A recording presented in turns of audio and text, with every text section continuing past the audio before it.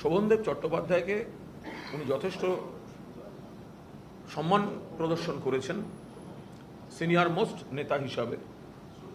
এবং খুব ইন্টারেস্টিংলি আজ অধিবেশন কক্ষে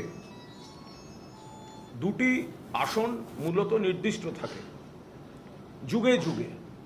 একটি মুখ্যমন্ত্রী কোন আসনটিতে বসেন এবং অন্যটি বিরোধী দলনেতা কোন আসনটিতে বসেন।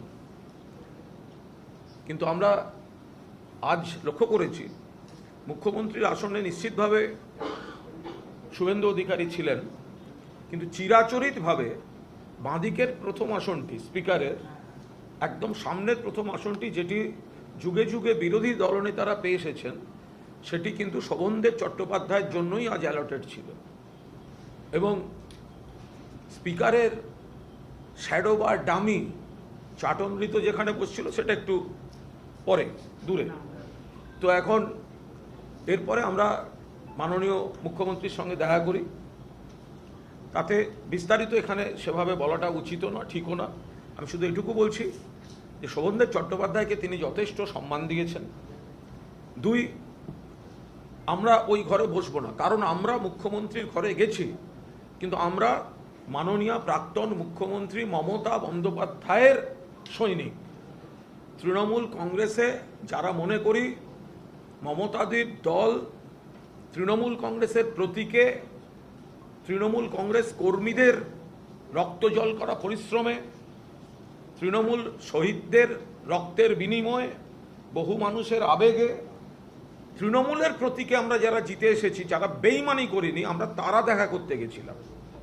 এবং এই দেখা করতে যাওয়ার জন্য আমাদের হামাগুড়ি দিয়ে যেতে হয়নি, স্পিকারের ঘরের সামনে দাঁড়িয়ে থাকতে হয়নি, 1 মিনিট অপেক্ষা করতে হয়নি, গ্যারেজের সামনেও দাঁড়াতে হয়নি, এই ধরনের কিছু কাজ করতে হয়নি, আত্মসম্মান বিসর্জন দিয়ে চেয়ার পাওয়ার জন্য ঘুরে বেড়াতে হয়নি।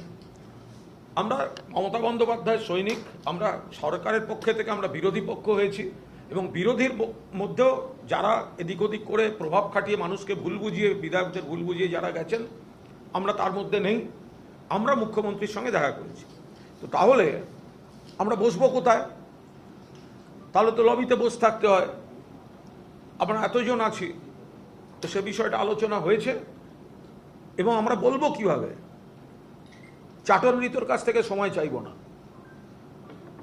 অনৈতিকভাবে হওয়া, ব্যাকডোর পলিটিক্স দিয়ে হওয়া বিরোধী দলনেতা মানি না।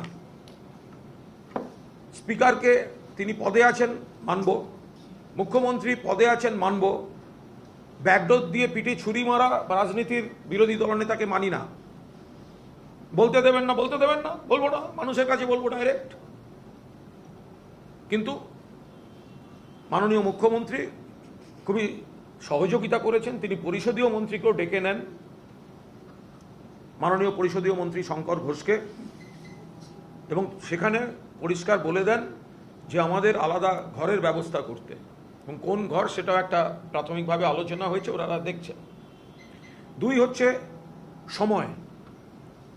মাননীয় মুখ্যমন্ত্রী বলেন যে আমি তো প্রথম থেকেই বলেছি বিরোধীরা সময় পাবে এবং অর্ধেক সময় পাবে।